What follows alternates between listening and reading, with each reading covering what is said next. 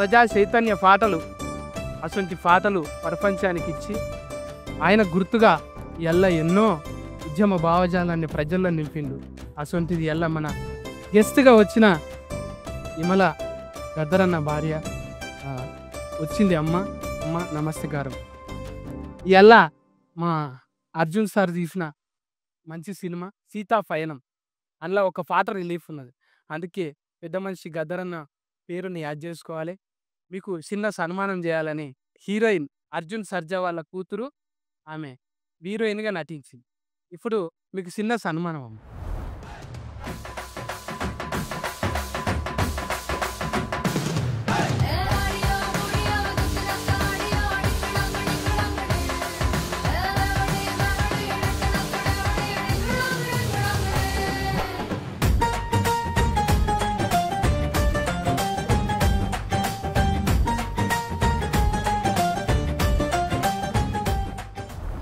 Telugu cinema industry almost 45 years నుంచి cinema చేస్తూనే ఉన్నాను.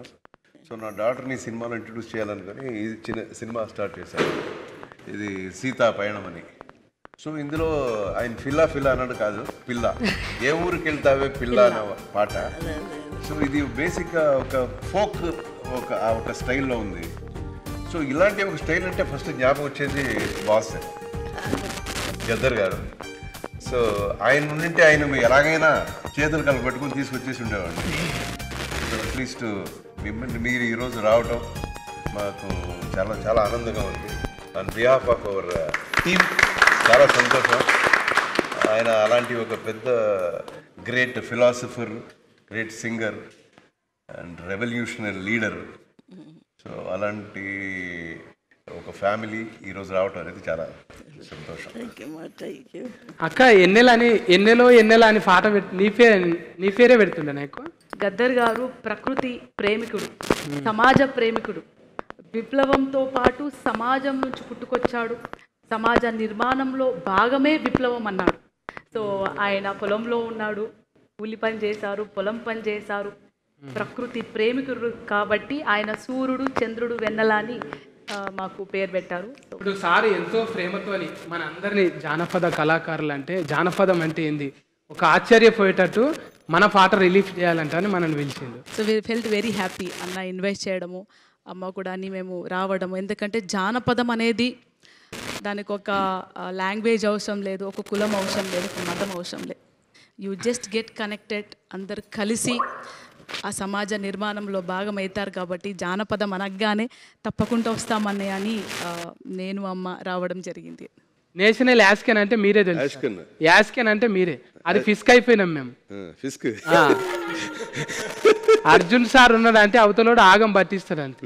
మళ్ళా సెంటిమెంట్లో చూద్దామా, ఇంకా మిమ్మల్ని మించిన వాళ్ళు లేరు అన్నారు. ఎవరికి రాని ఆలోచన. ఇప్పుడు వీళ్ళని పిలిపియాలని ఎవరు అనుకోలే.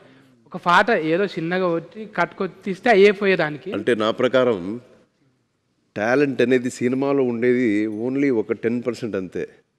బయట ఉండేదే రియల్ టాలెంట్ బయటే ఉంది. ఇక్కడ ఉండేది 5 to 10% అంతే. రియల్ టాలెంట్ అంతా బయటే ఉంది, సినిమా బయటే ఉంది.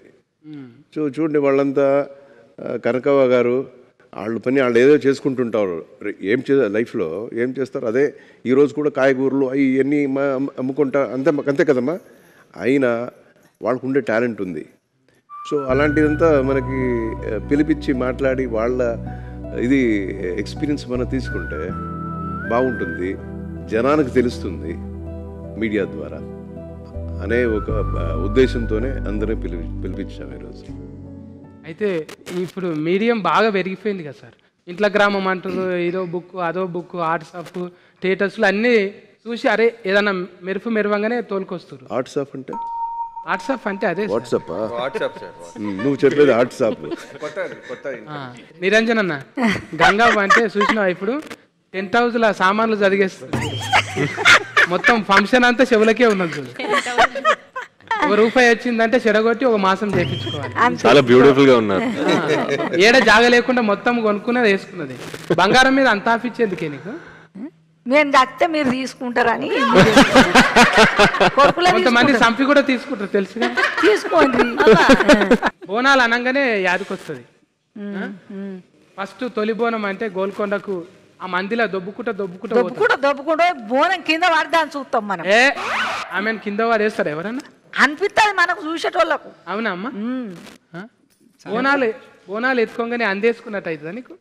అట్లేం ఉండదు, కానీ బోనం అమ్మవారి దాని మీద ఉంటాం కాబట్టి ఆ అమ్మవారే తీసుకుపోతుంది. అంత జనం ఉన్నా ఇప్పటి వరకు అట్లా పోతున్నామంటే అమ్మ దయ. ఇప్పుడు బోనాల సీజన్, లస్కర్ బోనాల దాకా ఆడ ఈడ జరుగుతూనే ఉంటాయి. అవును, ఆఖరిది లస్కర్ బోనం. లష్కర్ పట్నం బోనం, హైదరాబాద్ బోనాలు లాస్ట్కి, హైదరాబాద్ బోనాలు. లష్కర్ బోనాలు ఇప్పుడు వచ్చేవి, లాస్ట్కి హైదరాబాద్ బోనాలు, పట్నం బోనాలు. అవును, చాలా బాగుంది. ముందుగా మీ టీం అందరికీ నా హృదయపూర్వక శుభాకాంక్షలు.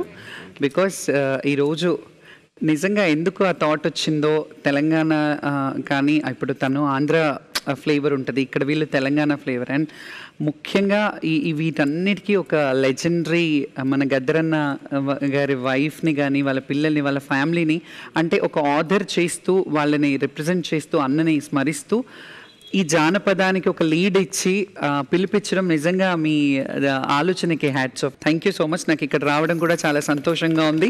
అండ్ నా heartly wishes to your movie. ఈ సీతాపయనం, సీతాపయనం అనే మాట కూడా ఏదో మీనింగ్ ఉంటుంది అందులో. ఇప్పుడు మాకైతే తెలియదు ఇప్పుడు, కానీ దాంట్లో కూడా ఖచ్చితంగా ఏదో ఉంటుంది. ఎందుకంటే సీతాపయనం మన చరిత్రలో చూస్తే సీతపయనం అయ్యి ఎన్నెన్ని జరిగాయో తెలుసు. సో ఈ సీతపయనంలో ఏం జరుగుతాయో చూడాలని ఉంది. So eagerly waiting for your movie. And good to all see year అందరికీ కూడా పేరు పేరుని నమస్తే. అట్లనే శ్యామలక్కను అర్జున్ సార్ సినిమాలు చూసినా? చూసిన, చాలా సినిమాలు చూసిన. పాటలు, డైలాగులు, ఫైటింగ్లు, డైలాగులు అన్నేమో, కానీ నాకు ఆ సినిమాలో మంజునాథ సినిమాలో ఓహో గరళ కంట నీ మాటంటే ఒళ్ళు మంట, అసలు ఎప్పుడైనా ఒక మంచి ఇదిలో మండేస్ అట్లాంటి సాంగ్స్ ఎప్పుడు అవి రోల్ అవుతూనే ఉంటాయి, మా ఇంట్లో కూడా ప్లే చేస్తూనే ఉంటాను. అది ఆ సాంగ్ అంటే శివుడిని తిడుతూ ఆయన చేసిన ఇది నాకు చాలా ఇష్టం అండి. అండ్ మీరు మళ్ళీ అంటే సినిమాల మధ్యలో కొంచెం గ్యాప్ తీసుకున్నారు, అది ఎందుకో తెలియదు, కానీ ఐ విష్ మీ పాపను కూడా తెస్తున్నారు కాబట్టి తనకు కూడా మంచి బ్రైట్ ఫ్యూచర్ ఉండాలని కోరుకుంటున్నా. అట్లనే ఐషు నువ్వు చెప్పమ్మా, డాడీ సినిమాలల్లో జానపదం అంటే ఇవాళ రిలీఫ్ అయిన పాట జానపదం కదా, ఓకే, డాడీ పాటలల్లో ఏ జానపదం అంటే ఇష్టం?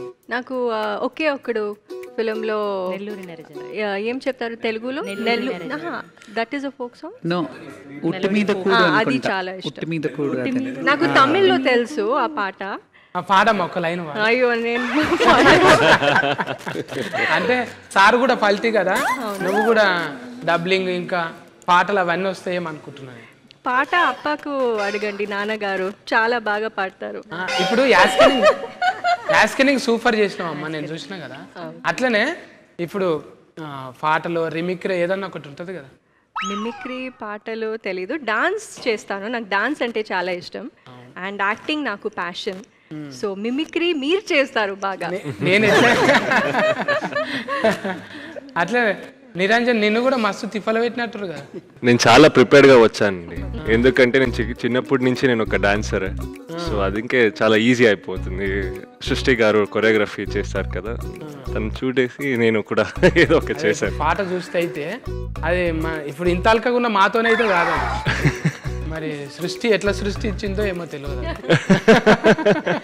ఇప్పుడు తెలుగులా మనుషులతో మాట్లాడుతుంటే తెలుగు ముద్దుగా అనిపిస్తున్నదా? తాతగారు చింతామణి ఊరు, సో పుట్టిన ఊరు.